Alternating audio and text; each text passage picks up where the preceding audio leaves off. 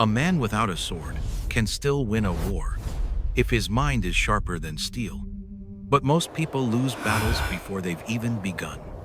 Not because they're not smart, not because they're not talented, but because they've built a mind that collapses under pressure. Have you ever met someone who seems untouchable? No matter the chaos, they don't break. No matter the odds, they don't lose. It's not luck. It's not talent. It's a blueprint. This isn't positive thinking. It's not wishful daydreaming.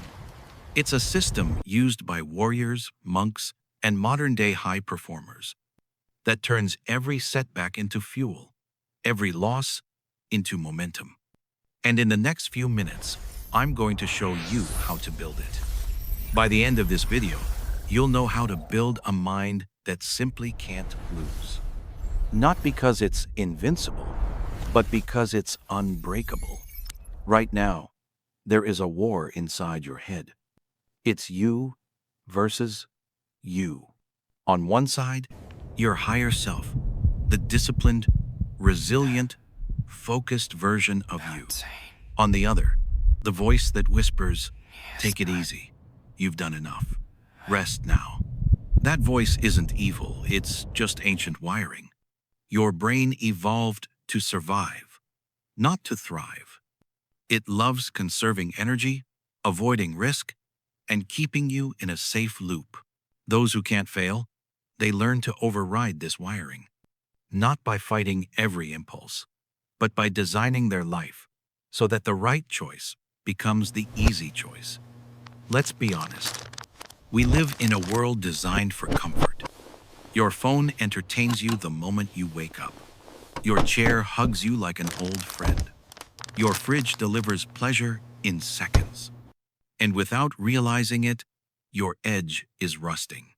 Comfort feels harmless, even deserved. But over time, it eats away at your potential. It dulls your instincts. It robs you of resilience.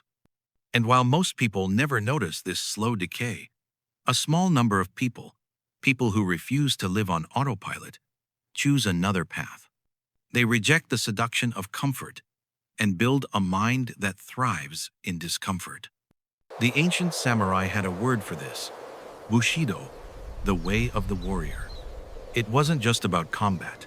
It was about forging a mindset so disciplined, so focused, that even in the face of death, they would not flinch. Today, the battlefield has changed. We're not swinging swords. We're not facing archers. But our war is no less real. It's a war for focus in a world of endless distraction. A war for self-control in a society built on instant gratification. A war for purpose in a culture obsessed with shallow wins. And the first step in winning is not to sharpen your sword. It's to strip away everything that makes you weak. Your greatest enemy isn't out there. It's not your competition. It's not your boss. It's not the system. The greatest enemy lives in your head. It's the voice that says, "You've done enough for today." It's the hand that reaches for your phone instead of your work. It's the invisible force that keeps you from doing what you know you should do. This is the silent war. It's fought in the small, hidden moments of your life, the moments no one sees but you. And here's the truth. You can't kill this enemy once and for all. But you can weaken it. You can make it retreat. And when you do, it stops controlling your life. One of the most powerful ways to fight this war is what I call the monk mode protocol. Think of it as a training camp for your mind.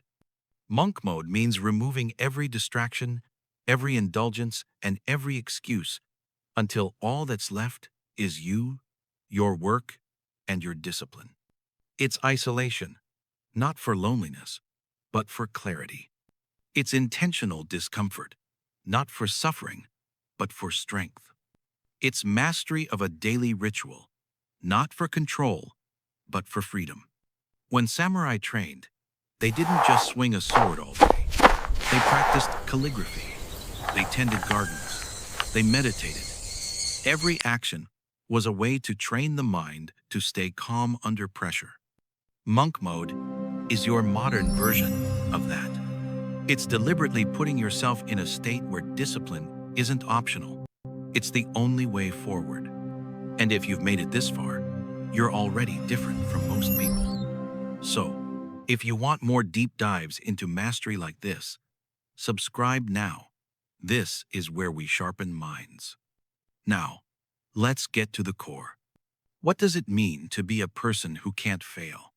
It doesn't mean you win every battle. It doesn't mean you never make mistakes. It means you are anti-fragile. Every setback makes you stronger. You adapt faster than you break. The people who can't fail aren't perfect. They just refuse to stop. They treat failure as training, not as defeat. Here's the mental loop they follow. Observe. See reality for what it is, without denial. Adjust. Change strategy based on the lesson. Execute without hesitation. Take the next step before fear has time to grow. Do this enough times, and failure stops being something you avoid. It becomes the raw material for your success. Here's where most people get stuck. They think this is only about big challenges. It's not. The training ground is your daily life. When the train is late, that's a chance to train patience. When the Wi-Fi drops mid-call, that's a chance to train adaptability. When you don't feel like going to the gym, that's the perfect time to go. You start treating every inconvenience like a sword strike you need to block. At first, it's hard. You'll slip. You'll complain. But over time, you'll notice something. Situations that used to frustrate you now sharpen you. What used to throw you off now makes you stronger. Here's a thought I want you to carry with you. Your future self is watching you right now. Every choice you make, every time you push forward or back down, is casting a vote for who that future self becomes. So ask yourself, if they could speak to you right now, would they call you a warrior or a coward? Because here's the dangerous part of the journey. The more disciplined you become, the more invisible your enemy gets. It hides in comfort disguised as reward. It whispers, "You've earned a break," when you haven't. And if you don't stay vigilant, you can lose everything you've built. So remember, a person who can't fail is not someone who never loses. It's someone who never stops sharpening. They see every mistake as a lesson, every obstacle as training, every day as an opportunity to get better. Take one step today, just one, that your future self will thank you for. And when you do, you'll be one step closer to becoming the person who can't fail. The world doesn't need another person chasing comfort. It needs warriors. It needs you. So, embrace small failures daily. Seek controlled discomfort. Learn to love the feeling of being stretched to your limits. When life hits you, you don't just recover, you come back sharper. Becoming the person who can't fail is not about chasing success. It's about removing the possibility of defeat from your identity. But there's one final piece, the death vow, a commitment so deep that quitting isn't an option. And that's what we're breaking down in the next video. So if you're serious about building this version of yourself, stay here, subscribe, and prepare to take the vow.